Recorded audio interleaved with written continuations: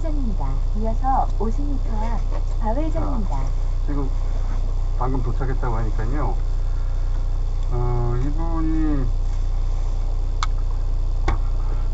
되게 인상적이더라고요. 인터뷰하신 것도 제가 봤는데 그 딱 얘기하니까 법무부 장관이 그랬대잖아요. 그렇게 하세요. 이렇게 답변하겠다고.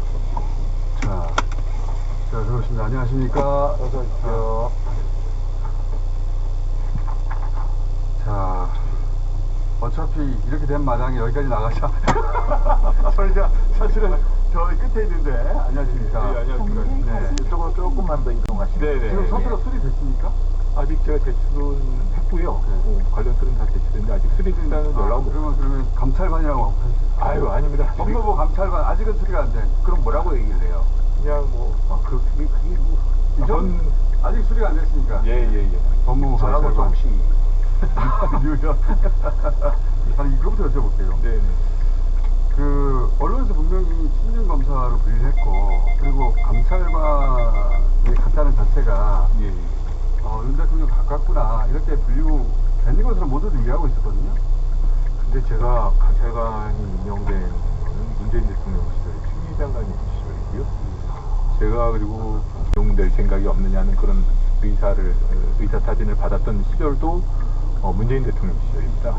그리고 저는 뭐 자꾸 저보고 친윤 그렇게 말씀하시는데 제가 윤석열 대통령은 23기시고 저는 26기인데 3기 정도 차이고 한 20년 넘게 검찰에 근무를 하다 보면 웬만하면 스쳐 지나갈 만한 인연일 것 같은데 저는 이상하게 어디 법무연수원 같은 데에서 큰 식당에서 식사 한 번 같이 한 적이 없습니다. 아 그래요? 예. 그렇게까지 가까운 분은 아니었네요. 저는 서울법대도 아니고 그리고 제가 고등학교도 남녀공학 2배로 처음 졸업을 했고 그렇게까지는 알고 싶지 않았는데. 예, 죄송합니다. 전혀 남녀공학.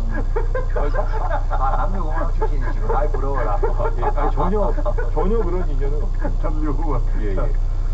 그런데 그 자리에 계셨는데 왜 계엄이란 이야기가 나와 터졌어요? 그때 상황 좀 자세히 얘기해주세요. 어떤 상황이었어요? 여러 번 제가 말씀을 드렸던 것 같은데 저는 원래 좀 일찍 잠자리에 듭니다. 그래서 한 10시쯤 잠자리에 들었던 것 같아가지고 막 잠이 들려고 그러던 순간이었는데 아이가 와가지고 저를 깨우면서 애 엄마가 지금 지방에 여행을 가 있었거든요. 근데 엄마가 지금 방금 전에 연락이 왔는데 아빠 일어나가지고 저 텔레비 보고 오라고 지금 뭐 계엄이 선포됐다고 이렇게 제가 이 잠이 들게 해가지고 내가 지금 들겠나? 이런 시작이었어요 처음에 모두들. 예. 그래서 저 그렇게 내가 생각하는 그 계엄 맞나? 네. 그래가지고 지금 계엄이라니 이게 무슨 소리야? 뭐 이러면서 제가 일어났죠. 일어나서 그 뉴스라는 걸 보니까 정말 뭐 방송도 막 돌아가고 문자 메시지를 확인해 보니까 법무부에서 비상 소집됐으니까 빨리 출근하라는 식으로 연락이 왔습니다. 그래서 야 이거 큰일 났구나 싶어가지고 출근을 하게 됐습니다. 차를 몰고 밤에 잠도 들깨고 뭐 정신이 없는데 막 흥분해가지고 이게 어떻게 해야 될지 모르겠는데 잠시 후 우회전입니다. 차분히 운전해야겠다. 차분하게 운전하면서 생각을 한 게 그때 아주 깊게 법리적으로 생각해보니까 분명히 이건 아니다라는 그럼 본능적으로 이건 본능적으로 이거는 지금이 언제인데 2024년인데 지금 제가 초등학교 때 나 보던 광화문에 탱크 세워놓고 그러던 이상한 사태가 지금 벌어진다는 게 있을 수 없는 것 같고 제가 보기에도 제가 법률가로서 국가 위난 상황에 극한적인 처방으로 국가가 지금 존망의 위기에 처했을 때 이걸 살리기 위해서 동원하는 최후의 수단이 계엄인데 이게 지금 그럴 상황인가라는 생각이 들었거든요. 저 같은 경우에도 내일 아침에 일찍 일어나서 한강에 달리기 하러 나가야지 이런 소소한 생각을 하고 있는데 이런 걸 묻어댈 만큼 국가가 위급 상황이 일어나 이런 생각이 들어서 이거는 부당하다. 그럼 내가 그럼 어떻게 행동해야 될까? 일단 차 타고 가시는 동안 생각을 좀 정리하셨고. 그렇습니다. 그래서 제가 어떻게 행동을 해야 될까를 생각을 했고 법무부에 도착을 했습니다. 그게 한 12시 무렵이었던 것 같고 차관님도 그때 늦게 도착하셔가지고 저랑 같이 엘리베이터 타고 올라가면서 제가 차관님한테 그렇게 말씀드렸어요. 차관님 제가 지난번에 어차피 임기도 얼마 안 남은 거 후배들 생각해서라도 일찍 그만두겠다고 말씀드렸지 않습니까? 그날이 오늘인 것 같습니다. 저 오늘 그만두겠습니다. 라고 말씀드렸고 들어가가지고 바로 장관님한테 막 회의 중이셨거든요. 큰 테이블에. 무슨 얘기를 하셨어요? 그게 아마 계엄 선포가 됐다고 하니까 계엄 선포에 따른 법무부 소관 업무를 어떻게 관장할 것인지 점검하는 그런 회의가 아니었나 싶습니다. 계엄을 뒷받침해야죠, 법무부에서. 그런 회의가 아니었나 싶은데 어쨌든 장관님하고 말씀하시는데 좀 건방 장관님 말을 끊었습니다. 저 장관님 저 이거 혹시 계엄 관련 300m 일입니까? 앞 왼쪽 그렇게 말씀하셨지, 도로입니다. 장관님. 이어서 240m 앞 지하차도 그러면서 옆길입니다. 장관님 1. 차로를 이용하세요. 그리고 계엄과 관련된 일체의 지시나 명령에는 저 따를 생각이 전혀 없습니다. 그렇기 때문에 저 지금 사표 내도록 하겠습니다. 그리고 바로 나와서 그냥 백지에다가 하나 얻어가지고 사표 쓰고 법무부 비서관한테 드리고 바로 나와버렸습니다. 아마도 그 박성대 장관인가요, 지금? 예, 좀 못마땅할 때 짓는 태도와 표정이 있거든요, 그분이. 고개를 약간 위로 들고, 입꼬리가 검사 선배아니에요. 밑으로 처지면서, 그렇게 하세요. 이랬을 것 같아. 정확합니다. 그죠? 네. 정확합니다. 예, 맞습니다. 제가 윗분 표정을 가지고 뭐 그렇게 놀리고 그러는 거는 좀 아닌 것 같아요. 제가 어쨌든, 대신해드렸습니다. 아이고, 정확합니다. 검사 선배. 8기 선배인데, 제가 뭐 잘 나가는 검사가 아니고, 나이 정도는 모르겠지만, 좋은 분이라는 선배로 알고 있었지만, 같이 근무했냐면, 법조인이시니까 네. 그 가면서 이제 여러 가지 판단을 했을 때 법조인으로서의 판단도 있을 거 아닙니까? 네. 이 상황이 이거는 정상적인 계엄이 아니라는 건 분명한데 그러면 이건 내란죄인가부터 시작해서 쭉 여러 가지 생각을 정리하셨을 거 아니에요? 네. 이 내란죄 맞죠? 내란죄는 분명합니다. 내란죄는 분명.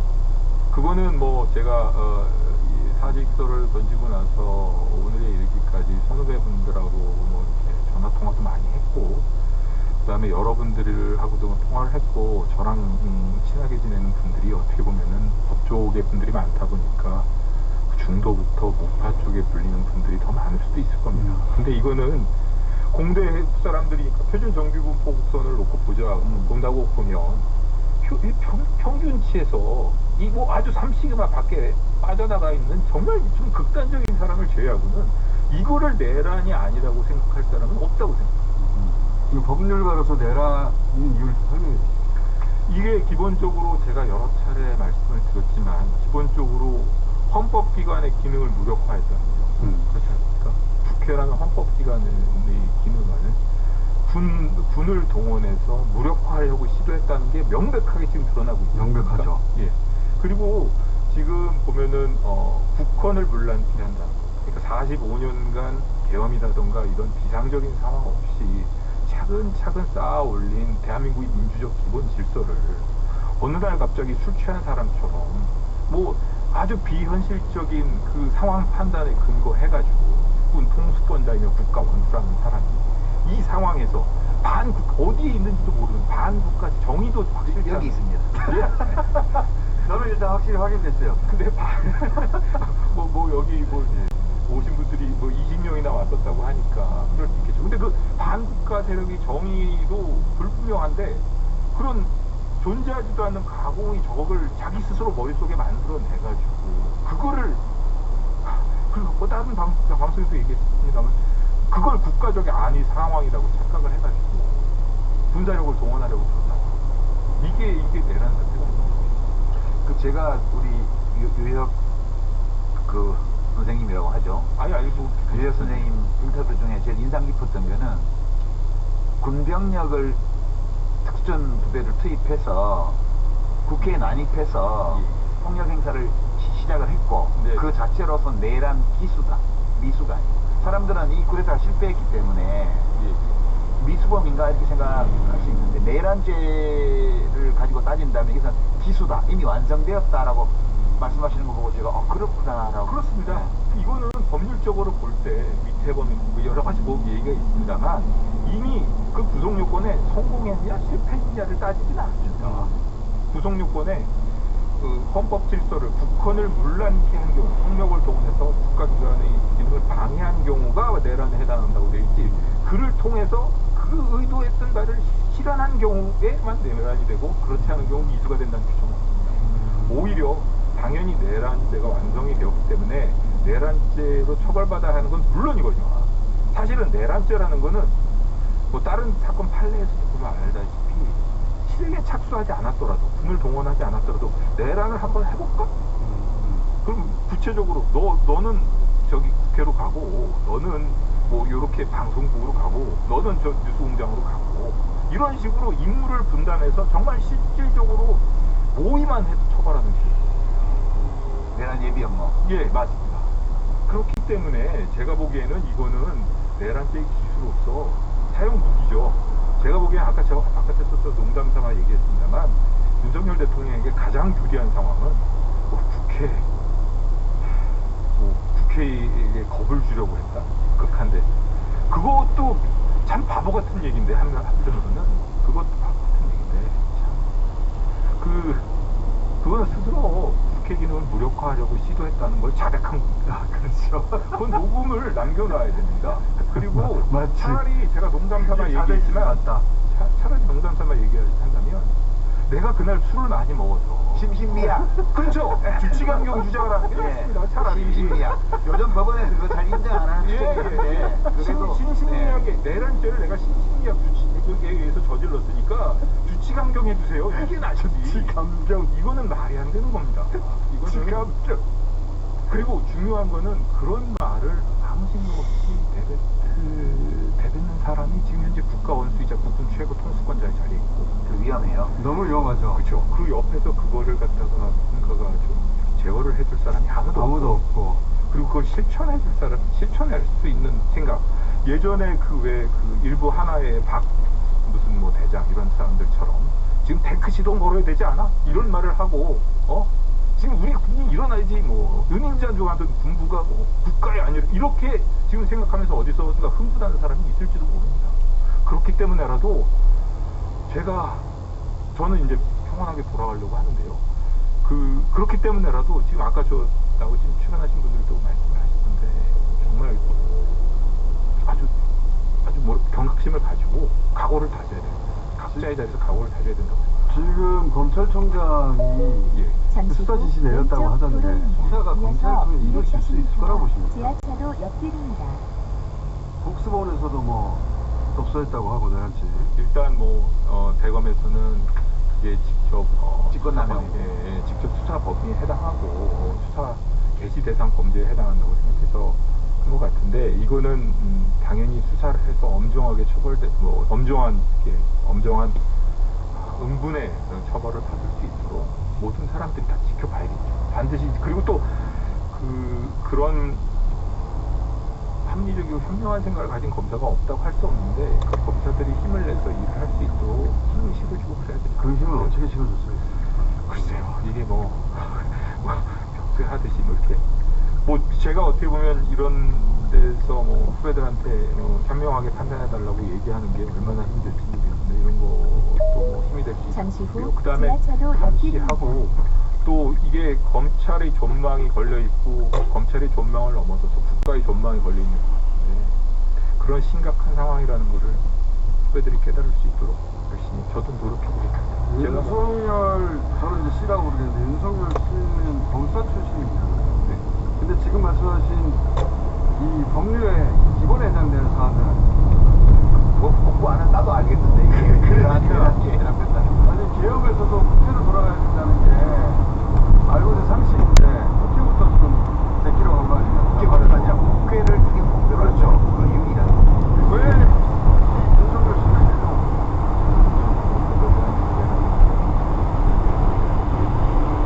사실은 법이라는 건 사람이 만든 거고, 아무리 정교하게 만든 거라도 그 법 자체보다는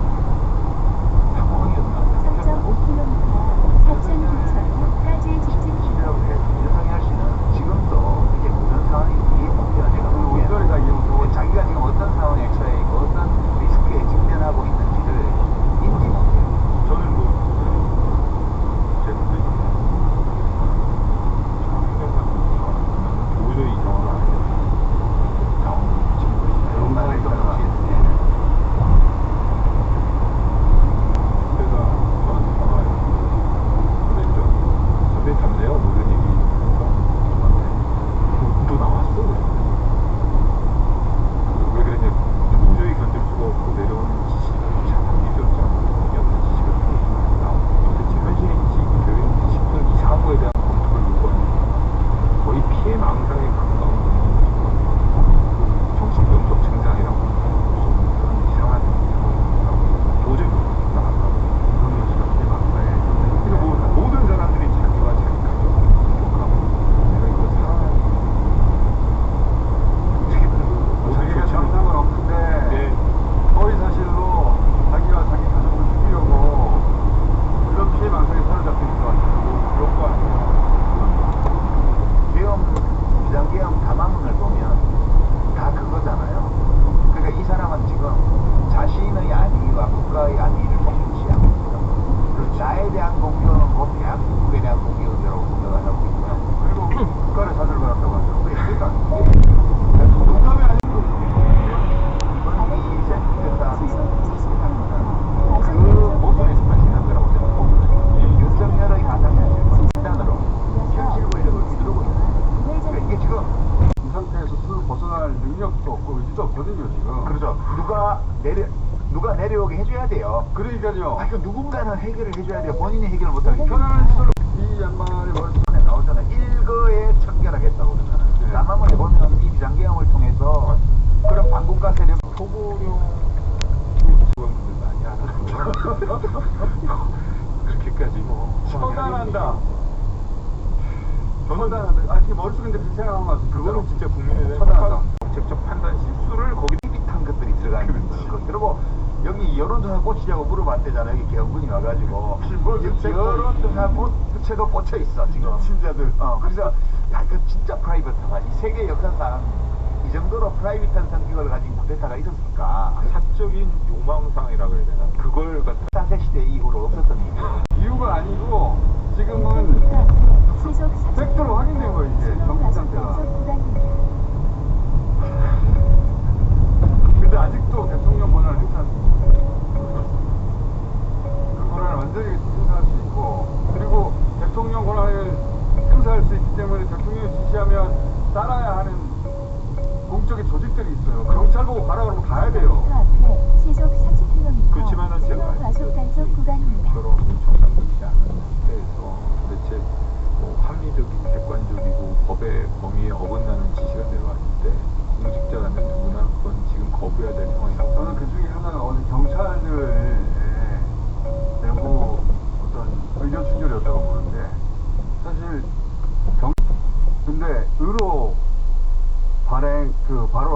하자고 했는데, 발령하자고 했는데, 제가 듣기로는 서울청에서 네. 나갔다고 하더라고요. 안 된다고. 그러니까 도둑이 드는데 개도 안 짖는 날이 있어요. 그러니까 이 지금 대통령실에서는 그 속담 떠올릴 거예요. 도둑이 들려면 개도 안 짖는다는 그런 옛말이 있는데 뭐가 안 되려니까 안 되는 일이 안 되게 만드는 일만 자꾸 생기는 거예요. 경찰 본청, 그러니까 경찰청장의 판단이 그분이 이 정권이 우호적이었으니까 그 자리에 갔다라고 이제 진정을 하는데, 넘어갈 수 없는 선들이 있잖아요. 아니 그게 아니고 자기들끼리 자존심 다툼하느라고 그래서 가능성이 많아요. 뭐 그것도 있는데, 서울청장하고 경찰청장 사이에 서울청장은 다이렉트로 오더를 받았다는 거고 보니까. 근데 어떻게 보면은 이게 참 그런 우연 국민들 시민들 입장에서는 좀 다행스러운 우연 때문에 그런 그 부조화 때문에 이게 실패 여러 가지 문제가 작용했어요. 근데 만약의 경우에 이걸 그냥 자기들도 반평균처럼 삼아서 더 압도적인 무력으로 군에서도 다 알고 장병도 다 알고. 그거 되게 위험한 게 지금 아까 박선원 의원이 그 얘기했는데 거기 동원될 수 있는 부대에 있는 군인들 실제 출동한다는 얘기를 듣고 아들과 통화한 아버지가 있어요. 그게 페이스북에 올라와 있는데 잠깐 들어보시죠. 그 사람은 언제 누구 연락왔어? 그것도 한 10분쯤이에요. 10분 전에. 상황 뭐예요? 저 나중에 그냥 깨기만 해가지고. 계엄령령에서 계엄령 지금 비상장님이 공격하고 나서 이런 거 바꿔서. 연수관은 저회전입니다. 이 소재분들 잘 지키고 알았어? 네. 네 목숨 지키거든요. 제일 중요한 문제야. 행위하지 마. 네. 엄마한테 빨리 전화해 지금. 잠시 저런 전화가 지금 필요합니다. 저런 전화가. 왜냐면 미친 자들이 지금 지휘하고 있거든요. 근데 저는 그 핏값이라고 생각하는 게 이번에 계엄 해제가 된 것이 그 시절에 치러온 핏값을 기억하는 사람들이 여의도로 달려간 거거든요. 그 윤석열 씨의 미래는 되게 암담해요. 어두워요. 본인이 몰라서 그렇지. 본인은 모르고 부인은 안다고. 이 건으로 이번 양기한 합리화를 할 수 있는 근거가 있는데 이거는 끝난 거예요. 뭐 세월이 지나가면 지나갈수록 이 내란죄의 그 흉폭함이나 이 불법성에 대해서는 명백하게 드러날 거기 잠시 때문에 후 본인이 빠져나갈 우회전입니다. 구멍이 없습니다. 그러니까 오히려 그럼 빠져나갈 구멍이 없는 구석에 몰린 생쥐같이 나중에 물려고 들 최악을 그게 겁나는 거죠. 대통령 직무를 빨리 정리시켜야지. 국민의힘도 정신 차려야 되는 게 자기들은 안전할 줄 아는데 그거 절대 아니거든요. 자기들이 지금 범민익을 시도하고 있어요. 국민의힘, 국힘당 여당이 지금 범죄와 함께 500m 여기 현행범이에요. 그린피터 산업단지 오늘 농을 내려버렸잖아, 이 사람은. 전국적 계엄을 통해가지고 아까 저 아버지 말씀하시는 것처럼 자식의 안위라든가 뭐 소소한 일상의 평온함을 국민들을 진입시키는 순간 국민들 모두에게 전원에게 씻을 수 없는 죄를 지었고요. 제 생각에는 주변에서 그 지금 현재 뭐 그걸 수행했던 그 참모들 부하들한테까지 같은 반란자 일원으로 낙인 찍게 하는 주변에 있는 사람들한테도 다 죄를 졌다. 아직도 내 권한을 행사하고 있기 때문에 최단 시간 내에 직무를 정지시켜야 됩니다. 네, 힘을 뺏어야 돼요. 직무를 정지시키고 보직을 해임하고 해야 되는데 지금 그 전까지는 좀 전에 들으신 그 아버지처럼 전화를 하셔야 돼요. 가족들. 지금 총기 난동범이 계속 총을 들고 돌아다니는 상황으로 보면 돼요. 그렇죠. 네. 우리가 다 모두 피하지 못했어요, 아직. 예. 총을 뺏지 못했단 말이죠. 예, 그건 맞습니다. 그렇기 때문에 그럴 때 제일 먼저 이 경찰들이 가족 데리고 오거든요. 가족들이 전화해야 됩니다. 지금 군에 있는 특히 이런 그 1공수, 9공수, 707 또는 장교들, 사병들 부모님들이 계속 전화하셔야 돼요. 가족들이. 500m 절대 거기 휘말리면 안 된다고. 있습니다. 어떤 명령입니까? 백마부대도 포함됩니다. 이번에 동원 준비했더라고요. 1사단, 9사단. 자, 오늘 300m 앞 목적지가 있습니다. 어려운 걸음이셨을 텐데 왜냐면 저희가 이게 그 끝에 있어가지고 되돌아갈 길이 없거든요. 여기 한번 출연하면. 여기는 프라이빗 쿠데타의 타격 목표라니까 여기. 여기가 끝이어가지고 되돌아갈 길이 없는데 자 여기까지 오셔서 감사하고 또 죄송하기도 하네요. 돌아가실 다리가 불탄 것 같아가지고. 저는 사실 항상 그 자리에 서 있다고 생각을 하는데 그냥 뭐 이쪽에서 이렇게 보고 저는 이쪽 아니야? 뭐 아니면 이쪽에서 이렇게 보고 저는 이쪽 아니야? 뭐 이렇게 말씀하시는 분들이 있는 것 같습니다. 그리고 후배들한테 이거 제대로 수사해야 된다고 아시는 분 좀 전화 좀 해주세요. 아니 저는 뭐 당연히 후배들한테 당연히 그렇게 하고 후배들 중에 일부 저하고 얘기하는 후배들은 당연히 그렇게 얘기합니다. 그죠? 정상적인 검사도 많이 있거든요. 선을 잠시 진단 후 목적지가 하는 것 있습니다. 자체가 지금 거창한 말이 돼버렸네. 경찰관님 감사합니다. 네네네. 수고하셨습니다. 고맙습니다. 네, 네. 고맙습니다.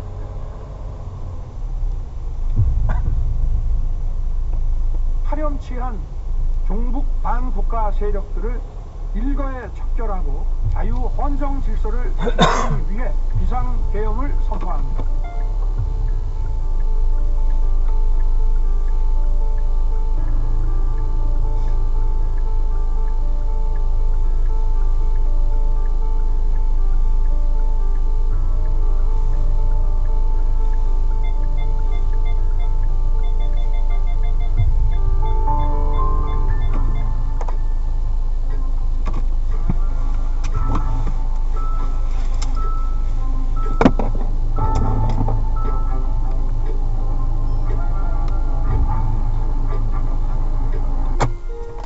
주차 모드로 전환합니다.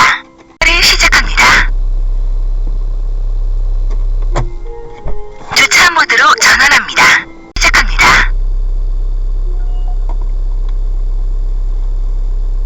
저는 해당 추천 경로로 안내를 시작합니다. 참고적으로 김민석 저희 최고위원이 있는 거라고 그리고 권승현 전 선관위원과 또 한 명의 선관위위원을 불러주었는데 기억을 못한다고 하는데 이 증언이 사실이라면 국회의장과 여야 대표, 국회의원들을 체포하라는 지시에 윤석열 대통령이 직접적으로 연루됐을 상황이 드러난 겁니다. 홍 사장은 당시 조태용 국정원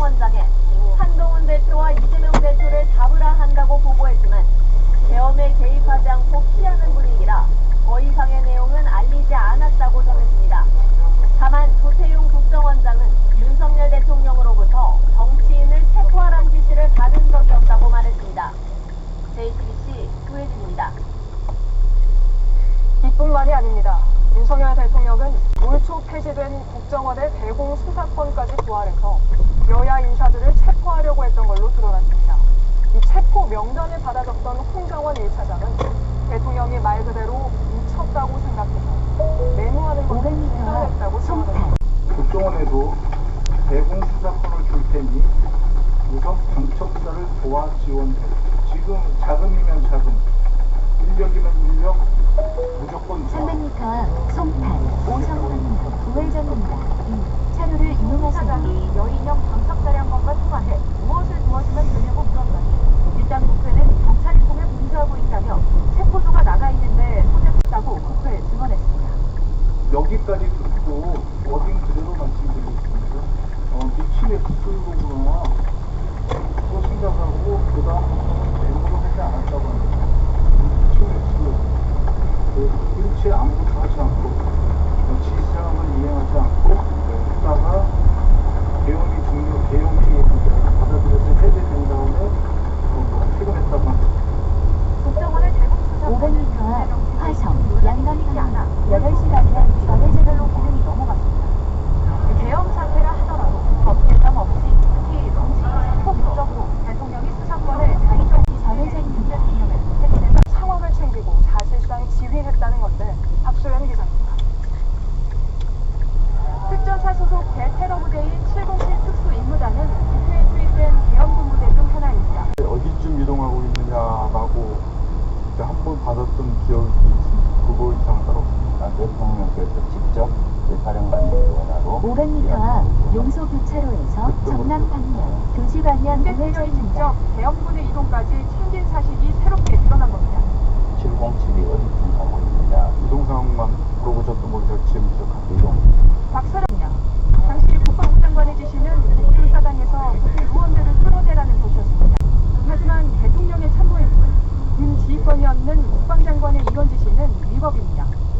박 사령관 역시 지시 내용이 위법하다고 보고 지시를 이행하지는 않았다고 말했습니다. 국회의원을 끌어내면 위법사항이고 그 임무를 수행한 인원들은 당연히 나중에 법적인 책임을 지는 문제가 생기기 때문에 저한테 부여된 명령이라서 항명이 될지는 알았지만 그 임무를 지키지 않았습니다. 박 사령관은 제2의 계엄 명령이 오더라도 거부하겠다고 말했습니다. JTBC 박수현입니다. 이런 와중에 대통령실이 처음으로 입장을 밝혔습니다. 대통령은 누구에게도 체포를 지시한 적 3.5km 없다였는데 앞까지 그마저도 직진입니다. 2분 만에 확인이 필요하다며 취소했습니다. 거짓말을 하려다가 비슷한 시각 홍정원 윤석열 대통령이 비상계엄 사태와 관련해 사흘째 침묵을 지키고 있는 가운데 대통령실이 첫 공식 입장을 낸 건 오늘 오후 1시 반쯤입니다. 대통령실 관계자는 출입기자단 공지를 통해 대통령은 그 누구에게도 체포, 구금하라고 지시한 적이 없다고 밝혔습니다. 하지만 대통령실은 2분 만에 돌연 삭제를 요청했습니다. 확인이 필요하다는 이유였습니다. 비슷한 시각 국회 정보위에선 홍장원 국정원 1차장이 윤 대통령이 직접 체포를 지시했다고 공표했습니다. 이번 기회에 다 잡아드리고 싹 다 정리해. 국정원에도 대공 수사권을 줄 테니 우선 당첨자를 도와 지원해. 사실상 거짓 해명인 게 드러나자 서둘러 입장을 거둬들인 것으로 보입니다. 국정원 역시 해명이 오락가락하면서 논란을 피웠습니다.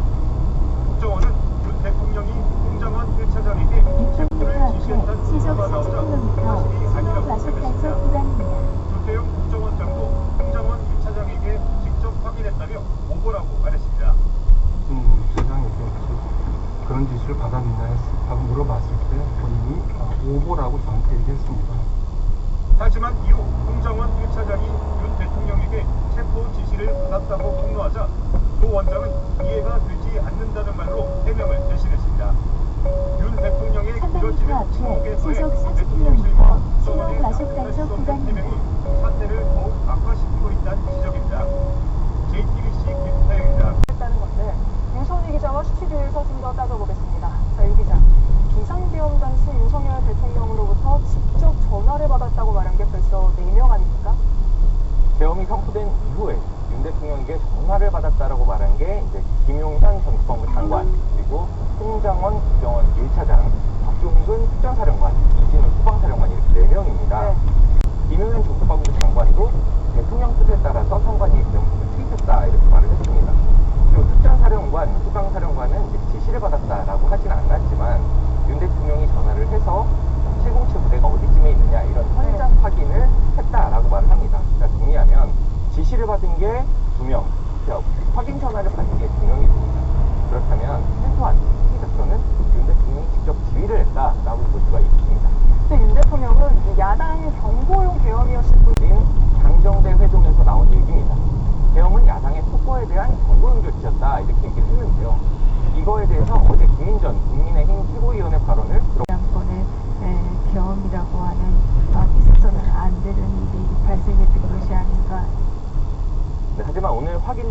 내용은 이런 게 아니었죠.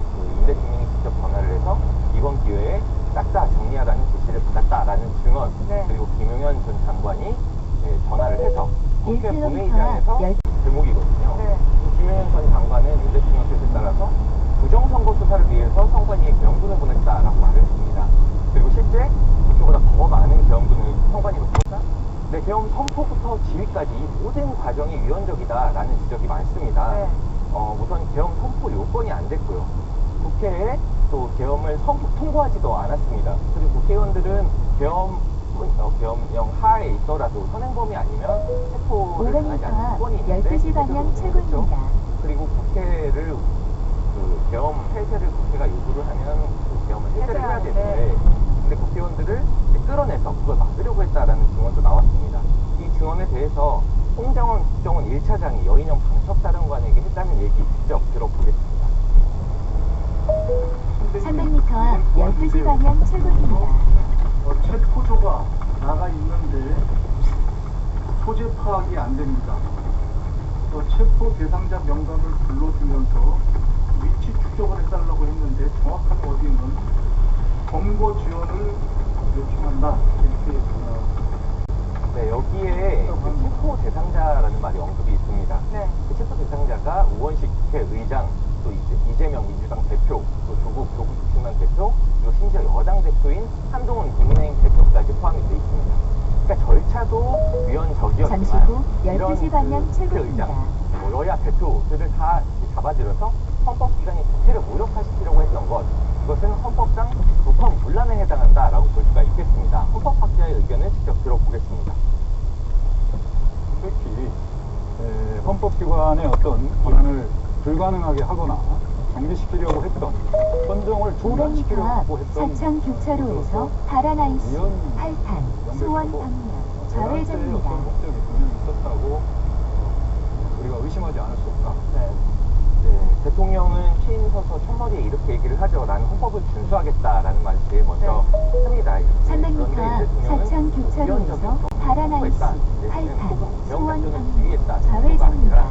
헌법상 불법 문란을 지시하고 또 시행을 한 내란을 지휘했다라고 볼 수 있다라는 지적이 나오고 있습니다. 네, 근데 이런 엄청난 이야기가 나오고 있는데 주범이신 국회에서 나오고 있잖아요. 하지만 대통령실은 여기에 대한 어떤 입장도 아직 밝히고 있지 않는 상황입니다. 잠시 후 이선희 기자와는 좌회전입니다. 여기까지 이야기 나눠보겠습니다. 네, 보신 것처럼 윤석열 대통령의 계엄 상황을 직접 지휘한 정황이 드러났는데도 윤 대통령은 아직까지 사과도 설명도 없습니다. 네, 계엄을 또 선포할 수 있다는 우려 역시 아무 해명을 하지 않고 있습니다. 윤 대통령이 계엄을 직접 지휘했다고 폭로한 홍장원 국정원 1차장은 비상계엄 같은 군 개입이 또 있을 수 있다고 했습니다. 윤세민한 이장의 계획에 이어서 시속 70km 과속 단속 구간입니다. 대통령의 비상계엄 사퇴 3.4km 제2화길 지하철까지 직진입니다. 비상계엄과 같은 오늘 이걸로 끝나지 않는 강하게 하고 있다. 차기 국방장관으로 임명된 최병혁 주 사우디아라비아 대사가 김용현 전 국방장관의 영향력 아래 있는 인물이라는 점을 근거로 들었습니다. 그래서 그 대통령 뒤에서 움직여서 올라올 것이다. 윤 대통령에게 계엄 선포를 권유하고 나아가 계엄군을 실제로 지휘하기도 했던 그럼 뭔가 잃어버리잖아. 그런 걱정들이. 윤 대통령이 계엄을 해제한 뒤에도 줄곧 침묵을 지키면서 또 다른 계엄 시도에 대한 우려는 가라앉지 않고 있습니다. JTBC 김태희입니다. 이런 가운데 장관 직무 대행 중인 국방부 차관이 대통령이 계엄령을 또 요구하더라도 절대 수용하지 않겠다면서 군 주권자에게 항명하겠다는 뜻을 공개적으로 밝혔습니다. 또 계엄군 수뇌부 인사들에 대해 직무를 정지하고 출국 금지도 신청했다고 했습니다. 그러나 2차 계엄에 대한 공포가 사그러들지 않으면서 국회 1km 운동장은 앞 헬기가 내리지 제2화길 못하는 지하철로 진입입니다. 김재현 국방부는 비상계엄 사태의 책임자가 여인영 방첩관입니다. 박종근 수시로 사령관, 이진우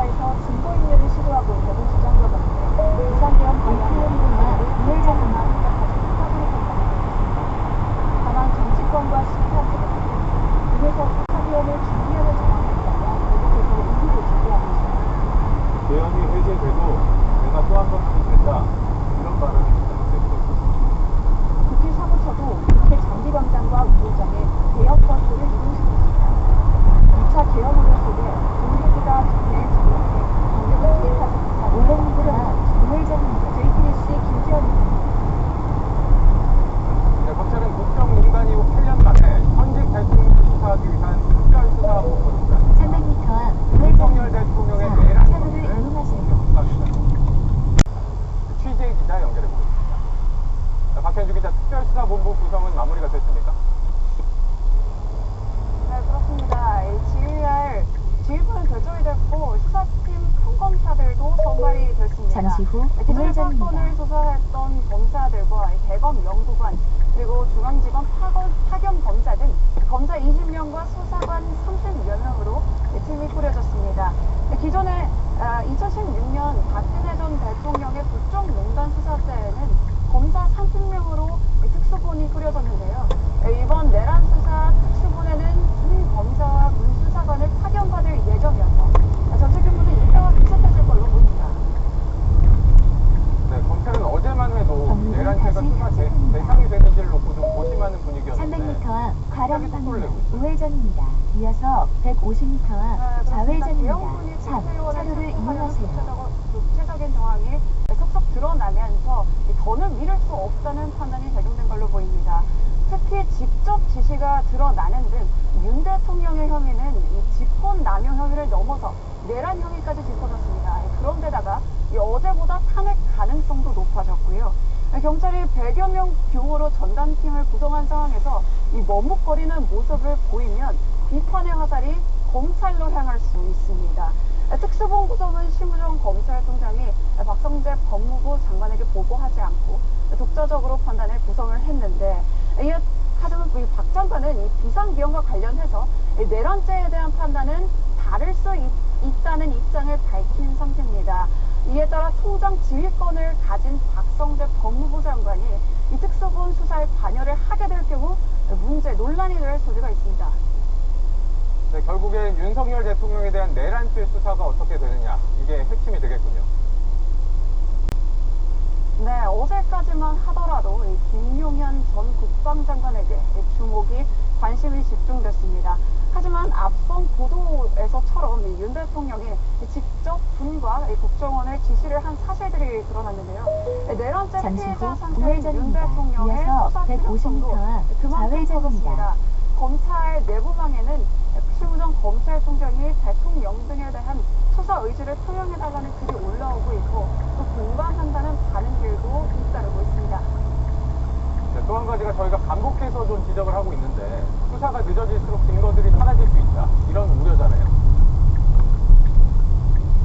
네, 그렇습니다. 그렇기 때문에 본격 수사의 신호탄은 결국 자연인 신분이 된 김용현 전 국방장관의 신병 확보가 될 걸로 보입니다. 출국 금지가 됐지만 증거 인멸이나 도주 가능성이 있기 때문에 빨리 체포해야 된다는 목소리도 나오고 있습니다. 검찰은 이후 압수수색 등 강제 수사를 통해서 증거 확보에 나설 걸로 보이는데요. 조금 전 들어온 소식도 같이 말씀드리겠습니다. 전담팀을 꾸린 경찰 국가수사본부는 경찰청장 그리고 JTBC 박현주입니다. 네, JTBC는 계엄 선포 다음 날 대통령 안가에서 이상민 행안부 장관과 박성재 법무부 장관 등의 비밀 회동이 있었다는 사실을 전해드렸습니다. 이 회동에 과거 윤석열 대통령의 변호를 맡았던 이완규 법제처장도 참석했던 걸로 확인됐고 참석자가 더 있을 걸로 보이는 정황도 포착됐습니다. 이날부터 내란죄 수사 대비에 들어간 건 아닌지 명색이 대통령 안가에서 과연 대통령 빼고 이들만 만난 것인지 의구심이 커지고 있습니다. 이윤석 기자가 준비했습니다. 서울 삼청동 옛 대통령 안전가옥 회동 당시 JTBC가 포착한 장면입니다. 수행원 2명을 거느린 남성이 택시에서 내립니다. 이 남성 이완규 법제처장입니다. 법제처는 법령심사와 해석 등을 담당합니다. 검사 출신인 이 처장은 과거 윤석열 대통령 변호를 맡는 등 측근으로 꼽힙니다. 취재진은 카메라에 포착된 이 남성이 이 처장 본인이 맞는지 여러 차례 질문했지만 답하지 않았습니다. 오늘 국회에 출석한 박성재 법무부 장관은 JTBC가 확인한 3명이 모였던 사실을 인정했습니다. 대통령 만났습니까? 아니? 대통령 안 가요. 근데 왜 가요? 그 장소 누구 만났습니까? 저 행안부 장관하고요. 저하고 우리 법제처 장님하고 이상민 장관은 내란죄 위반 혐의로 고발된 상태인 동시에 수사기관인 경찰을 관할하는 행안부 책임자입니다. 박성재 법무부 장관은 이런 이 장관을 수사할 검찰 조직의 상급 기관장입니다. 내란죄 혐의자와 수사 조직의 상급 기관장 그리고 대통령 측근까지 한자리에 모인 겁니다. 비상계엄 사태의 중심에 있었던 인물들이 공식 기록 없이 비공개로 만났다는 것은 증거 증거인멸이나 입맞추기 의혹을 불러일으킬 더 많은 기관장이 모였을 가능성도 있습니다. 관용차로 보이는 제네시스 G80 2대 탑승자는 아직 확인하지 못했습니다. 기사와 수행원이 대기하는 모습도 포착됐습니다. 안가 근처에선 군인이 머물렀습니다. 박 장관은 단순한 연말 모임이라고 주장했습니다. 해가 가기 전에 한번 보자. 대통령 안가에서 대통령 없이 기관장들끼리 연말 모임이 가능하냐는 취재진 질문에 박 장관은 답하지 300m 앞 않았습니다. 좌회전입니다. 이어서 JTBC 40m 앞 좌회전입니다. 네, 윤석열 대통령의 비상계엄 당시 행적 자체가 내란 씨와 직접 연결될 수 있습니다. 법조팀 연지환 기자와 이 문제 따져보겠습니다. 연 기자, 이제 본격 수사가 시작이 될 텐데 이 계엄 당시 윤 대통령이 어떤 지시를 했었는지, 동선은 어땠는지 좀 하나하나 따져볼 필요가 있죠. 네, 맞습니다. 저희가 시간에 따라 비상계엄 당시에 윤석열 대통령 움직임을 정리를 해봤습니다. 네. 우선 지난 3일 저녁 8시 22분쯤에 행정원 국정원 1차장에게 전화를 시속 해서 40km 신호 과속 단속 구간입니다. 대기하라 이런 말을 한 것으로 드러났습니다. 네. 비상계엄을 선포하기 2시간 전부터 대기하라는 지시를 직접 내린 겁니다. 이어 밤에 국정원 1차장에게 다시 전화를 걸었습니다. 이 통화 내용이 내란죄의 핵심 단서가 될 수 있습니다. 네. 국정원 1차장은 대통령이 봤냐, 계엄 선포를 한 걸 봤냐 이렇게 쓰죠. 이번 기회에 싹 잡아들여라, 정리해라, 국정원에 대공 수사권을 줄 테니 방첩사를 지원해라 이렇게 말했다는 겁니다. 네. 대통령이 이렇게 잠시 후 직접 좌회전입니다. 국정원 차장에게 이어서 지시를 내린 40m 건데 앞 그 뒷받침하는 내용은 뭐죠? 네, 윤 대통령의 말은 그냥 나온 게 아니었습니다. 대통령과의 통화 직후에 국정원 1차장은 강처 사령관에게 전화를 합니다. 네. 대통령이 잠시 후 도와주라고 했다. 우회전입니다. 뭘 이어서 도와주면 80m 좋겠느냐 앞 이렇게 물었고, 좌회전입니다. 통화를 꺼려하던 강처 사령관이 대통령 지시가 있었다고 하자 말을 잠시 시작했다는 게 후 국정원 좌회전입니다. 1차장의 이어서 설명입니다. 10m 앞 목적지가 있습니다. 국회에 체포조가 나가 있다. 국민 대표, 박찬대 민주당 원내대표 등의 이름을 불러줬다고 합니다. 이번에 싹 잡아들이라는 윤 대통령의 지시가 방첩사령관과의 통화로 명확하게 확인이 된 겁니다. 네. 이뿐 아니라 윤 대통령이 직접 전화를 한 사람이 여러 명 있잖아요. 네, 그렇습니다. 윤 대통령은 3일에서 4일로 넘어가는 자정쯤에 곽종근 특전사령관에게 전화를 해서 어디쯤 이동하고 있느냐 물었다는 게 곽 사령관의 기억입니다. 자정을 넘은 직후에는 그는 국회 경내로 진입을 했습니다. 이때 시간을 정확히 알 수는 없지만 이진우 수도방위 사령관과 통화를 했습니다. 네. 그때 상황이 어떠냐 이런 대통령의 질문에 복잡하다 이렇게 답하자 알겠다고 했다는 게, 대통령이 알겠다고 했다는 거죠. 알겠다고 했다는 게 수방사령관의 기억입니다. 그러니까 정리를 하면 윤 대통령이 계엄 상황에서 직접 전화를 여기저기 돌리면서 직접 지휘도 하고 상황도 파악을 했다라고 볼 수 있는 정황들이 여럿 나온 거죠. 네, 사실상 그렇게 볼 수가 대통령은 용산 식방부 내에 있는 합참 지휘통제실을 잠시 방문한 것으로 알려졌습니다. 네. 대통령의 움직임이 계속 이어졌던 것이죠. 대통령은 이 3시간이 지난 오전 4시 27분에 비상계엄 해제 관련 담화를 했습니다. 계엄 해제가 곧바로 이루어지지 않은 것도 수사가 필요한 대목입니다. 이 6시간에 걸친 움직임 곳곳에 대통령의 내란죄 단서들이 담겨 있습니다. 네, 알겠습니다. 연지환 기자가 정리해봤습니다. 계엄 사태에 동원된 군인들이 윤석열 대통령에게 등을 돌리면서 내부 고발도 잇따르고 있습니다. 그중 한 명을 저희가 실명으로 인터뷰했습니다. 국회에 투입된 제1공수특전여단의 현장 최고 지휘관 이상현 여단장입니다. 국회 인원을 밖으로 내보내라는 임무가 내려와서 처음엔 국회에 테러가 발생한 것이라 생각했지만 현장에 도착해 민간인들과 마주하면서 그게 아니란 걸 알았다고 밝혔습니다. 먼저 김한수 헬기를 타고 온 계엄군이 국회 진입을 시도하고 있을 때 제1공수특전 막 시민들이 하고 싸우고 그래서 제가 얻을 수 있는 거는 현장에 있는 부대들 그런 정보밖에 없었습니다. 계엄이 선포된 뒤 이 여단장이 부여받은 임무는 하나였다고 주장했습니다. 사령관님의 그 VTC로 지휘관들 등장한 상태에서 임무받았습니다. 국회의 안에 있는 인원을 밖으로 내보내라 그런 임무였습니다. 국회는 일공수 여단이 관할하는 시설이 아니었습니다. 그러니까 저희가 평상시 훈련도 김포공항도 담당하고 있고 지하철역도 담당하고 있고 이런 주요 시설을 대테러 임무를 맡고 있거든요. 상부에 추가적인 설명은 없었다고 했습니다. 군사적인 상황인지 테러리스트 상황인지 모르는 상태에서 내 내부에 들어가서 인원을 밖으로 내보내라 인원을 받죠. 스스로 상황을 판단하려고 노력했다는 취지로 말했습니다. 그래서 제가 정보계통으로 상황을 알아보려고 했거든요. 이게 어떤 인물인지. 그런데 정보계통으로 특별한 상황을 잘 모르겠고, 제가 그래서 이거 우발적인 국회와 관련된 것도 있겠다. 국회로 출동해보니 민간인을 대상으로 한 작전이었습니다. 도착해서 보니 거기 시민들도 많이 있었고, 접촉하고 있는 사람이 국회 보좌관들이다. 국회 보좌관들하고 대치 중이다. 이런 보고를 받았습니다. 대원들에게 총을 뒤로 매라고 했고 충돌해선 안 된다고 지시했다고 주장했습니다. 이렇게 하면 안 되겠다. 접촉하지 말고 뒤로 물러서라. 민간인 절대 충돌하지 마라. 다치게 하면 안 된다. 총기를 뒤로 매라. 이후 이 여단장은 앞서 국회로 진입한 병력을 철수시켰습니다. JTBC 김한수입니다. 이상현 여단장은 또 실탄을 챙겨가라는 지시도 내려왔다. 주차 모드로 전환합니다. 시작합니다. 지금 싸움 간식이 얼마나 많냐. 내가 봤을 때 얘네 간식 안 사도 3달은 버텨. 3달은 버텨.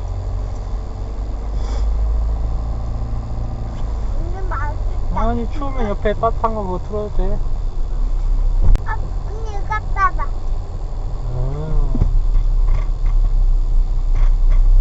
위 바람 이렇게 불어서 안 돼. 너 안 나가봐서 그래. 이따가 주차하고 나가봐. 바람 얼마나. 일로 갈까? 아니 일로 갔잖아.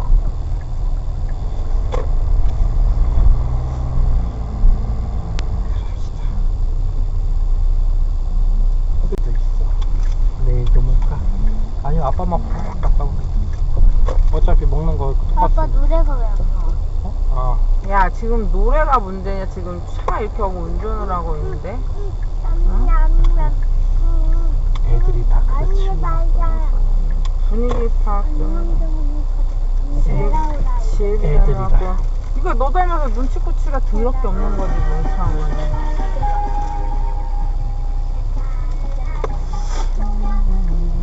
옛날에 하은이랑 이거 슬라임인가 뭔가 사놨던 데 있지 오빠. 거기에서는 그 눈오리 500원에 거기 맨날 장사가 안 되는지 맨날 물건 뭐 폐업 정리한다고. 못 버티고 거기는 좀 애매해. 학교 앞인가 거기가? 딱 학교 앞은 아니지. 학교 앞에 그런 게 좀 그나마 되지 애들. 근데 또 애들용만 있는 건 아니니까. 그러니까 원래 거기가 한복 그런 거 왜 만들어서 팔고 그 수건이랑 뭐 이런 파우치 조그만 거 애들용 이런 거 조그만 파우치 조그만 지퍼 파우치. 이렇게 지퍼 달린 요만한 약병 파우치, 김건희 파우치, 그 기저귀 파우치. 사람들 얘기를 차 알아들을 생각으로 헛소리만 하고 앉아있어. 그런 거 팔던 데였는데 이제 그것만 가지고는 장사가 안 되니까 이제 점점 종류를 늘린 거지. 그래. 그래가지고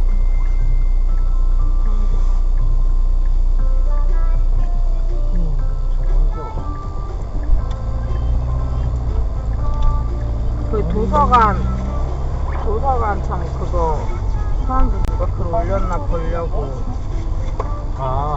그거 대장했다. 보려고 들어갔다가 뚜뚜뚜루루루. 여긴 아직도 안 들어갔네.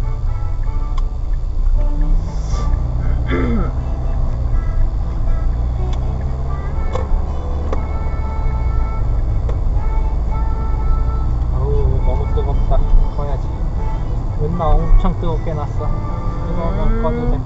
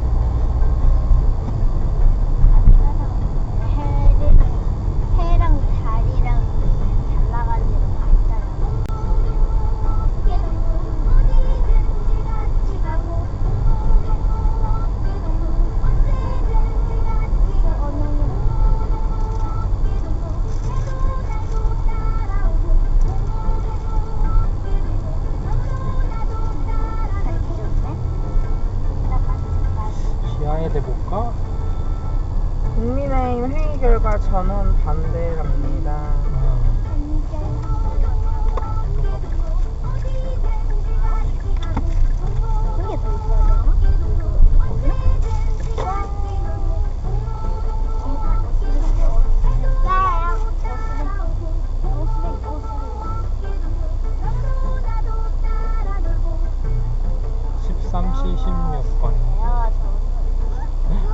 무료네? 10분당 500원?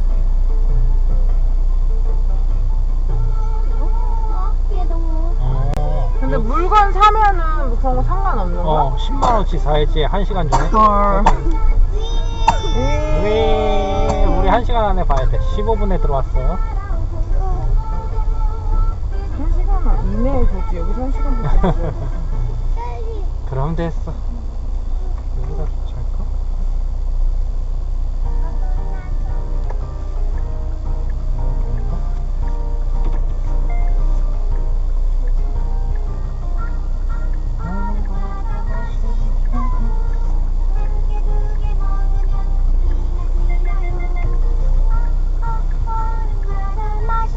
계속 오냐? 주차 좀 제대로 하면 됐다.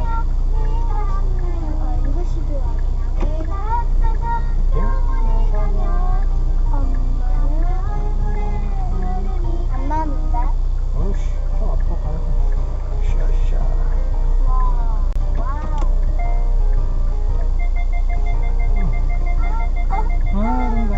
맛없다고. 야, 이거 기회가 조금밖에 안 될 줄 알았는데 저쪽 문 못 열겠네. 맛없다고 한 개, 두 개. 주차 모드로 전환합니다. 시작합니다. 진짜.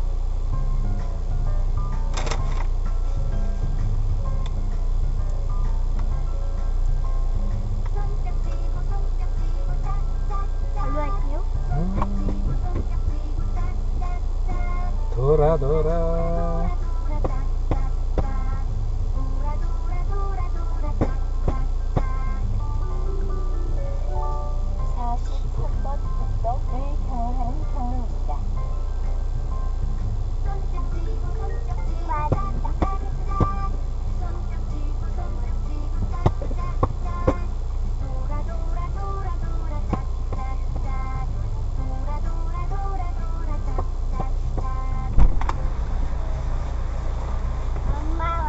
아 힘들어.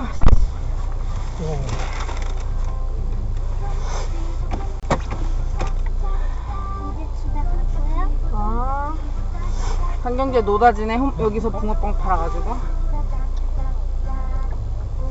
근데 이거 3마리가 한 마리 될라나? 3마리가 한 마리? 이거 3마리가 큰 거 한 마리. 한 4마리. 될까 말까 할 것 같은데? 4마리는 돼야 한 마리겠지? 그러면 저기 뭐야 광장 거는 한 마리 1,000원이니까 그거 3,000원이고 5,000원 이게 더 비싼 거지. 싼 건 아니야. 그냥 귀찮으니까 사 먹는 거지. 거기 거는 확실히 맛은 보장돼 있잖아. 그러지. 아는 맛이지. 여기가 1시간 무료라서 이거는 와, 순환은 12분 남았어. 순환은 잘 될 거야. 그러네. 그래서 차도 있구나.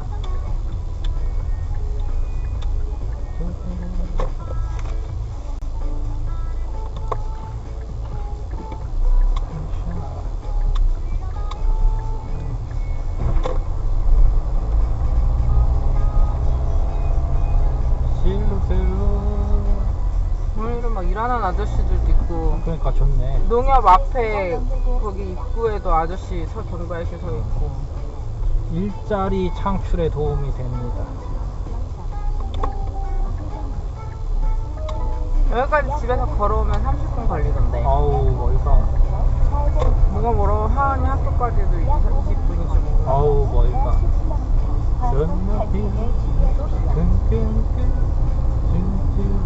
하나 구름 봐. 예뻐. 하은이보단 안 이뻐요. 시골이니까. 아이고 못 나가 자네. 우리 그래도 역세권. 강남 역세권. 사람을 시골 청년으로 만들었는데 뭘 잘났다고 싸발라가지고. 여기 좋지 않아? 뻥 뚫려가지고 야, 교통 지랄 같지.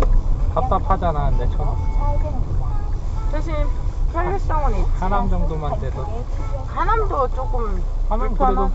그 근처는 뻥 뚫린 편이지. 아파트. 뭐가 뻥 뚫려? 거기 싹 다 아파트지. 뒤에 가면 바로 산이잖아. 검단산. 옆에 바로 실개천, 덕분천이 흐르고. 넌 살아 거기 가서. 그 옆에는 한강. 야, 하남 가서 살아라고. 한강이 있습니다. 한강 있어 뭐야? 천안함처럼 이렇게 들어갈 수가 있기를. 거기 갈 수 있어. 멀어서 그렇지. 그게 있는 거냐 없는 거지? 아유, 어른 가긴 괜찮은데 애들이 그래서. 엄마는 애들 가기도 눈부시면 괜찮은데. 이렇게 해. 옛날 눈부시다 그러니까 나는 이렇게 봐도 되거든. 봐. 더 봐. 미친놈아 더 봐. 보라고. 멋이나 바뀌었어. 더 보라고.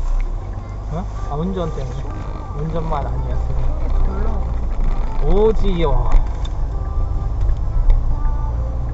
아이고, 안 가도 되겠구나. 응. 어? 그거 받아주라. 쟤 뭐 먹었다고 받아달라고. 다 먹었어?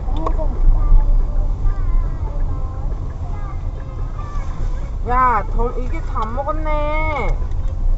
더 쪽쪽 짜서 먹어야지, 강하게. 어? 안 나와요. 이따 내려서 짜줄게.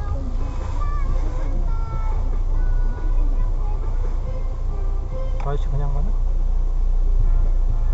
신고. 저희가 그럼 좌회전은 어떻게 가나? 좌회전 금지네? 응? 좌회전 금지.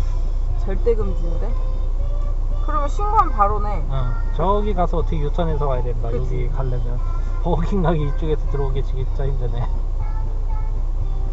이쪽으로 들어가서 나오는 길이 있나? 이쪽에서 이렇게 나와도 되긴 할 것 같은데. 없지 않나?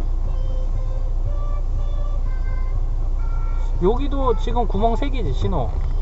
그러면 좌회전만 있는 거 아니야? 직진이 없고? 직진 금지에 써져 있나? 저기서 직진이 안 되네. 좌회전밖에 없을 것 같아요. 좌회전. 우회전 돼 있던데? 우회전? 이렇게 좌회전을. 저쪽에서 역에서 나오는 거?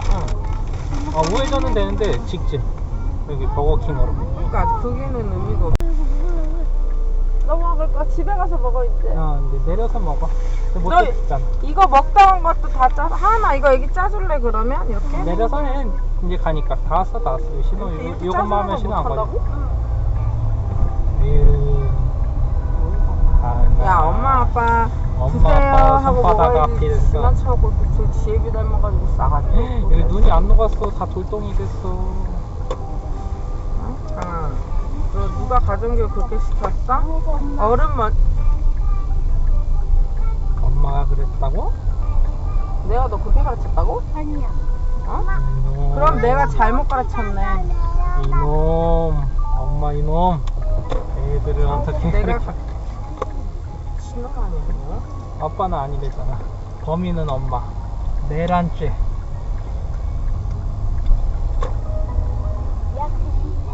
그냥 내가 내라치니까 나만 나가면 되겠네. 아싸. 내가 책임을 내가 다 안고 내가 나갈게. 내가. 저 걷는 거 왜 저래? 어디 불편한 거 보다 팔을 저렇게 하면은.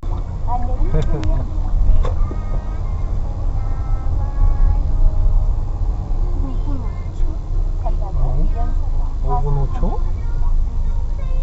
위에 시계랑 여기 시계 맞아? 우위 안 하네 내려오는 거. 우이 먹느라고. 몇 분이지? 시계 시계 나와? 19분. 12시? 19분. 14시인데 저거 또 시계 안 맞네. AM이야 AM. 맞대. 그러니까 이 차 이제 얼마나 탄다고 또. 그래도 근데 이거 설치하려면 또 설치비용 들지 않아? 그러니까 한번 알아보는데 잘 모르겠어. 뭐 때문에. 얘가 배터리가 들어가는 게 아니고 천안 그거야? 차 줄 때부터. 그치. 줄 때부터 있던 거야? 옛날에 우리 가서 한번 뭐 그거는 그거는 그 전 거였나? 이게 아니었을걸? No. 야, 왜 그래 또. 아, 이것 때문에 기아를 못 넣겠네. 먹을 것 때문에. 치워서 하면 되지. 고마웠어. 실험거려 지빨 닮아. 신경 써서 하면 돼. 이렇게 팔면. 입 닫고 하던가. 뭐야, 어쩌고 은나가 치워줘서 너무 수월하다. 고맙다. 은나 고맙다. 나 아무것도 안 할 거야. 잠깐만, 나 차 내려서 뭐 하려고 했어? 워시에 넣으려고 뭐지? 워시에. 워시에? 워시에 불 들어와. 주차 모드로 전환합니다. 이거는 를 시작합니다.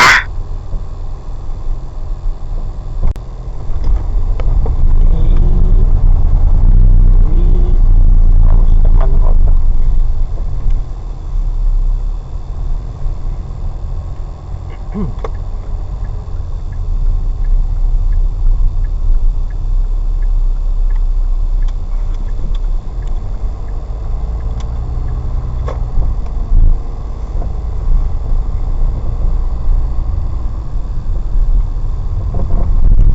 하는 거 아니야?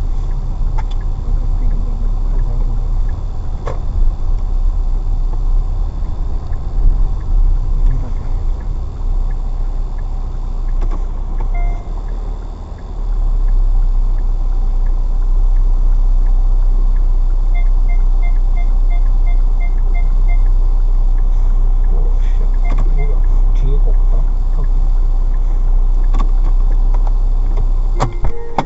주차 모드로 전환합니다. AI 충격 녹화 한 건이 있습니다. 화면 터치 시 영상 재생 모드로 전환합니다.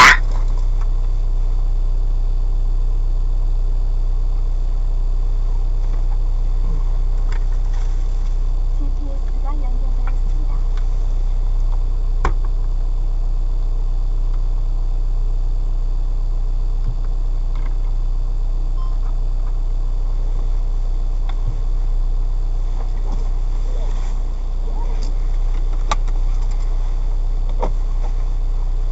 그러니까 이런 HIT까지 특수부대까지 동원을 해서 대기를 시키고 그것도 점도식으로 했더라고요. 부대 전체를 움직이는 것이 아니라 점도식으로 부대가 전체 이렇게 움직이는 게 아니라 그것도 지휘계통보다는 점도식으로 그 부대에서 제일 뛰어난 사정력만 보여서 좀 빨리 하는 것보다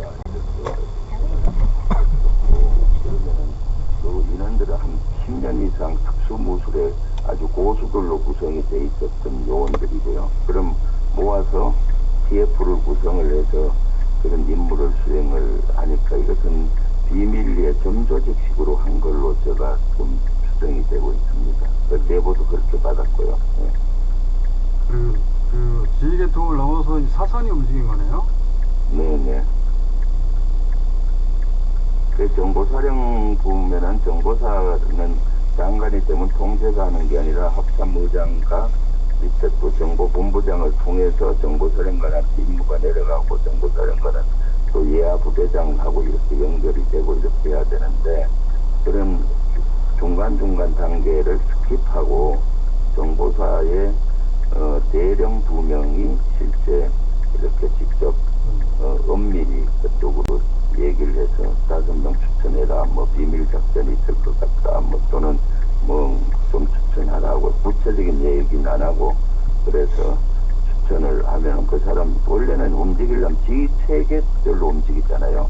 그 팀별로 한 있는데 그 팀이 움직여야 되는데 그렇지 않고 최정예 요원만 선발을 각 부대별로 해서 얘기를 시켰던 것 같아요. 그러면 그때마다 제 포조라든가 조금 전에 얘기하셨던 뭐 사회 혼란 이런 경우도 또 할 수가 있겠죠. 여러 가지 본인들이라고 말씀하시는 거 보니까 이제 확인을 하신 거네요. 예, 내가 이런 다수의 채널을 통해 확인을 했기 때문에 제가 공개를 하는 겁니다. 믿을만한 아주 믿을만한 소식으로부터 제보를 받았기 때문에 네. 잠시 후 좌회전입니다. 이어서 280m. 의원님 그거에도 사실 아는 게 더 많으신 것 같은데 오늘 더 말씀 안 하시는 것 같은데 요 이제 특히 정보사의 문제는 아주 비밀이 요하는 부대라서 저도 상당히 조심스러운 면이 있죠. 그리고 의원님 그 국회 떠나지 마시고요. 네. 의원님은 나오시면 안 될 것 같아요. 제가 내일 저녁이 되겠네요. 네. 거기 공장장도 몸 조심하세요. 제가 서로도 이런 이야기 주고받는데 농담이 아니라 주의하시고요. 네네. 그 국회에서 떠나지 말라고 하죠. 네, 그렇습니다. 10대 비상계엄이 딱 발령 그 TV에 나왔을 때 제가 이재명 대표께 제일 먼저 전화드렸는데 지금부터 몸 조심하고 비밀리에 빨리 집을 나오셔서 국회로 오실 때 하려니까 이재명 대표께서도 김치고도 위험하니까 빨리 집을 나와서 오세요. 아니 제가 지금 보니까 이재명 대표도 당연히 암살조에 사 계셨고 네네. 거기 제가 들어갔다는 게 이상한 거죠. 나쁜 새끼들 진짜. 그러니까요. 의원님 새로운 소식이 분명히 있는 것 같은데 그거는 내일이나 모레 상황마다 네. 다시 한번 연결할게요. 예. 네, 그렇게 하겠습니다. 오늘 여기까지 듣겠습니다. 김병주 의원이었습니다. 감사합니다. 네, 감사합니다. 네.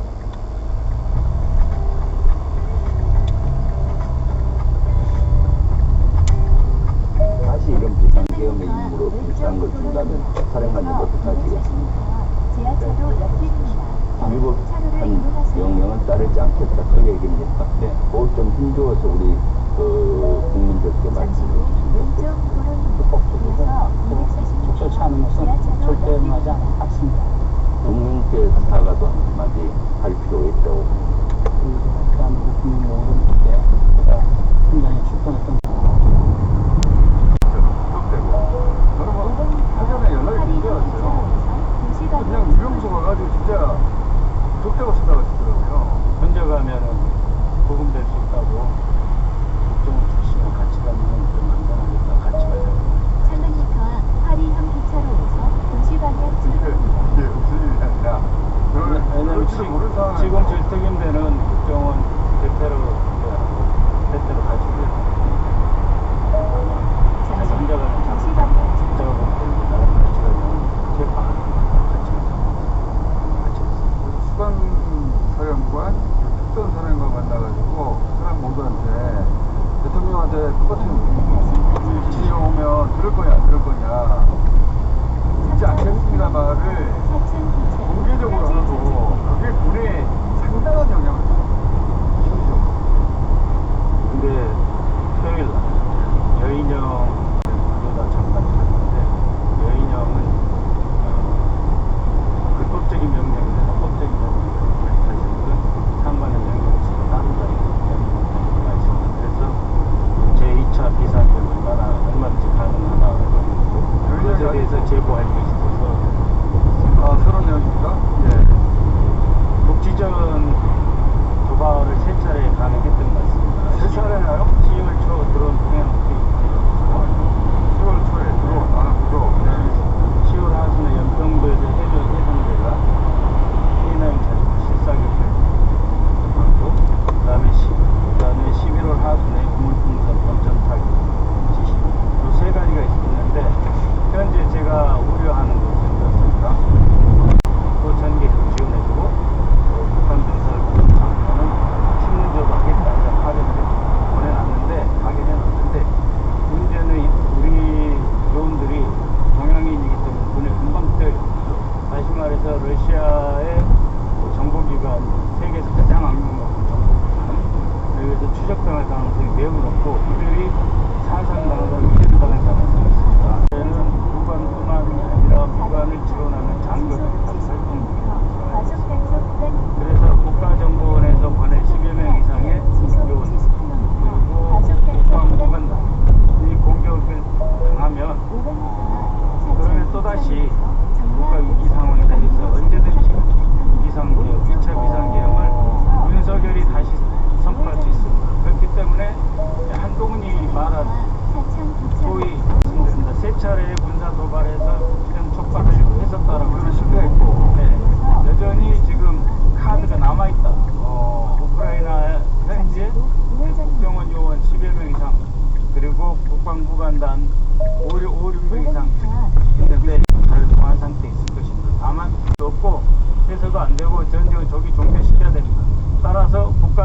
관계자, 국방장관 대리, 김선호 차관 당장 복귀시키세요. 혼란을 가지고 비상계엄을 내리면 군이 따르질 않습니다. 그게 가장 큰 실패의 원인이거든요. 이제 그거면 비상계엄이라는 게 그게 이제 무슨 일이라는 생각은 안 했을 겁니다. 그러다 보니까 국가 어떻게든 순서를 만들어야 예, 그래서 아까 얘기한 대로 드론도 보시면 기술적으로 보면 이게 우리가 시험 평가에서 실패한 드론을 보낸 겁니다.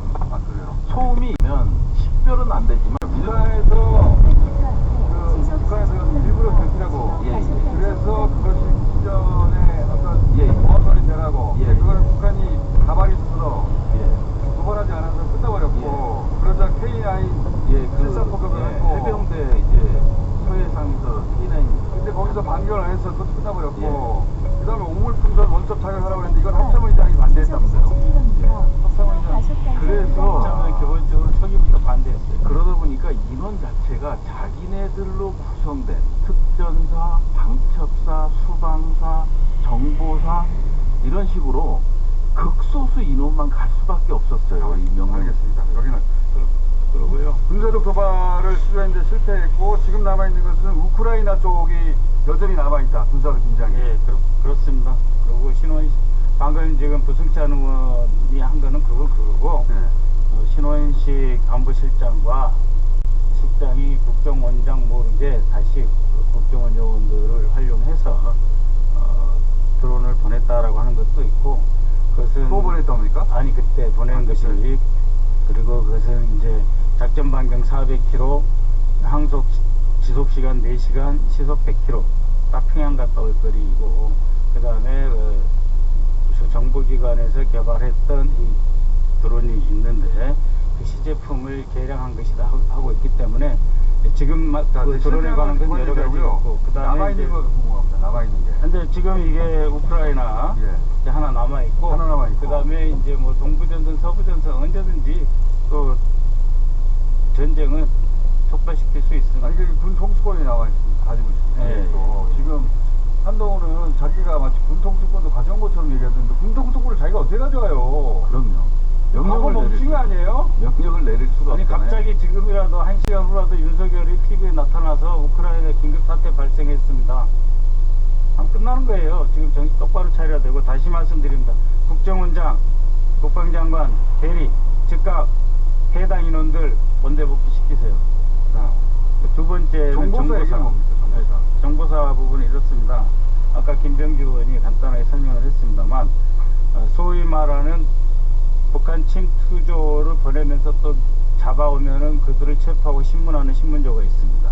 그 부대를 속초 최전선에서 7명을 빼내가지고 대기시켰다라고 하는 거고 그 체포조는 뭐 공장장 혼자만 대상은 아니었을 것입니다. 이 사람들은 뭐 일당백이니까 그 사람들이 각각의 팀을 맡아서 꾸려지면은 그 암살조든 체포조든 얼마든지 어디로 간다고 제가 잡히면 어디로 갈 뻔했다고요? 그러니까는 그 여러 구금 시설은 여러 군데 있습니다. 방첩사에만 있는 것이 아니고 그 HID에서 관장하는 비공개 구금 시설과 고성으로 가실 겁니다. 고성.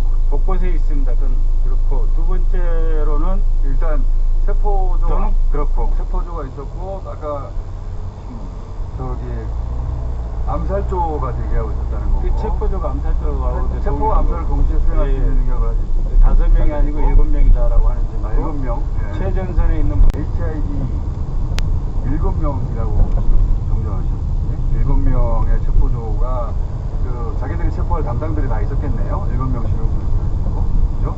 담당이 있었던 것이고 그리고 그 7명씩 조를 이룬 HID 그 암살 요인 암살조 이 요인 암살조이자 체포 역할을 맡았던 이 사람들은 지금 홍장원 국정원 1차장이 말했던 첫 번째 명단들 있지 않습니까? 그 사람들이 첫 번째 대상이었다고요? 윗순위에 있는 사람이 됐을 테고요. 거기 이제 그래서 추가로 이야기를 하려고 그러는데 체포조가 있으면 뭐합니까? 어디 있는지 잡아야 되잖아요. 그래서 정보사에서는 이 체포조 및 신문조 를 그 속초에서 데려와서 판교에 대기시켜놨고 그러니까 체포조는 따로 있고 신문조가 또 따로 있었다고요? 아니 그 다음에 추적조 위치감청 추적조가 또 있습니다. 그래서 위치감청 추적조 여러분들이 사용하는 핸드폰을 통해서 위치를 추적할 수 있는 그 팀이 대기대하면서 가동되고 있습니다. 그래서 정보사에서는 2개 팀이 가동이 되었었는데 체포조 하나, 위치 추적 및 감청조 하나, 2개 팀이 가동되어 있었고 이들은 외곽에 별도의 지휘를 문상호 정보사령관에게 이미 이런 대비를 해라라고 지시를 한 것으로 알고 있습니다. 왜냐하면 문상호 정보사령관은 신원식일 때는 잘릴 뻔했는데 그 휴민트 블랙요원 괴멸 사건으로 인해서 책임을 지고 잘릴 뻔했는데 김영현하고 특수관계시 했던 노상호를 통해서 문상호는 박근혜 정부 청와대에서 근무한 적이 있습니다. 그래서 이 세 사람이 하나의 네트워크로 연결되어 있고 그런 상황에서 문상호는 사전에 인지했고 노상호는 옆으로 그 수직적인 그 지휘 명령 계통을 옆으로 뚫고 들어와가지고 이러한 팀을 관리하는 체포도 하고 요인 암살도 하고 신문도 하는 거로 보이는 사람이니까 이게 한도 있고 그다음에 추적자가 따로 움직이고 있었다. 위치 추적등, 감청 및 위치 추적등 제가 직접 대상이 할 수도 있어요. 그렇기 때문에 이 그 블랙 요원을 전담 관리할 능력이 있는 그쪽으로 해서 옆으로 빼서 별도로 관리, TF에서 관리되었다라고 할 수가 있습니다. 그리고 현장에서 그러니까 이거 법을 다 깬 거예요. 법을 깨지면 안 돼, 단장이 방금 기자회견을 영상 좀만 준비해주세요. 707 특임단장이 기자회견을 했는데 707 부대원들은 김용현의 이용당한 피해자고 자신이 모든 법적 책임을 다하고 불쌍하겠다. 네, 저거 맞는 이야기입니다. 네. 영상 좀 편집해주세요. 확인. 오늘 두 가지 새로운 뉴스 말씀하셨는데 우크라이나전을 이용할 가능성이 여전히 남아있다. 우크라이나전에 파견된 국정원 요원과 국방부 간의 피해를 빌미로 네, 즉각적인 전시 준하는 사태 대통령이 튀어나오겠죠, 그러면? 준전시 사태 이런 가능성이 매우 높습니다. 당장 철수시키십시오. 국정원장, 국방장관 당장 철수시키십시오. 그리고 그 체포조, 검찰조, HID 그 추적조가 또 있었다. 감청 위치 그래서 이것은 한 가지만 추가로 말씀드리면 과천의 방첩사 수도방위 사령부, 그 다음에 안양의 정보사 들어 의심됩니다. 문상호 사령관은 여인형과도 아주 절친입니다. 그러니까 아주 각별한 사이다. 그래서 김영현, 그 다음에 여인형과 이 수도권 남부 주요 핵심 사령부가 다 오늘 쿠데타 비상경과에 연결되어 있고 언제든지 윤석열이 다시 비상경 선포하면 다시 튀어나올 세력이다라고 하는 점을 강조드리고, 다행인 것은 실질 무력인 그 특임대나 특전사는 빠졌지만 제가 그 주시하고 있는 제7군단이라든지 그 수도군단 제발 움직이지 마십시오. 어떤 명이 있어도 움직이지 마십시오. 군 내부 분위기는 어떻습니까? 지금 파악하고 있는. 실질적으로 보면요, 이게 쉽지는 않습니다. 쉽지는 않고요. 군이 이제 역사적 과오 트라우마도 있고, 제가 이제 대변인 할 때도 그랬고, 계엄 문건 2017년 나왔을 때도 그랬고요. 지금 현재 이제 군은 수습하는 노력을 많이 하죠. 근데 이제 직무 대행을 맡고 있는 김선호 차관이 얼마나 역할을 해줄지는 잘하고 있나요? 저는 사실은 체포를 해야 되는 게 맞는 겁니다. 수방사령관, 그 다음에 이제 방첩사령관이 서로 우리 TV를 보고 알았다고 얘기하잖아요. 거짓말입니다. 특히 방첩사령관은 완전히 거짓말이라고. 수방사령관도 마찬가지고 수방사령관도 마찬가지고 다 비상대기 시키고 차량 대기 시키고 헬기 출동 대기 시키고 헬기 늦어지니까 근무하고 배노하고 뭐 이런 것들이, 그 다음에 인원이 많아서 진입 불가한다고 배노하고. 대통령이 중간중간 계속 전화했다는 거예요. 뭐냐면요, 특전사령관하고 수방사령관, 이제 곽종근하고 이진우가 상당히 리더십 자체 강인한 인물들이 아니면, 만일 여인영하고 지금 합참 차장으로 간 정진팔 중장이 있어요. 이 둘이 만일 현장 지휘를 했다면 상황은 바뀌었을 거예요. 상황은 바뀌었을 거고, 그래서 이게 보면요, 정진팔 같은 경우는 저희도 제보를 받아보면 이제 합참 차장이 2달 만에 바뀌거든요. 김봉수 중장이 임명된 지 2달 만에 뺍니다. 11월에 빼버려요. 너무 많은 정보를 주지 마시고 요약해서. 그래서 정진팔 같은 경우가 이제 교육사령관 하다 올라왔거든요. 그 정진팔 저희 제보인데 아직 지금 확인하고 있습니다만은 그 계엄 부사령관인 합참 차장의 와이프가 경찰이고 그 다음에 김건희 경호팀장을 했다라는 거예요. 그래서 이 정진파리가 이제 실질적으로 합참 차장이 계엄 부사령관을 하면서 실질적인 역할을 했다는 거예요. 합참 의장이 빠지고 합참 차장이 왔더니 그걸 한번 2개월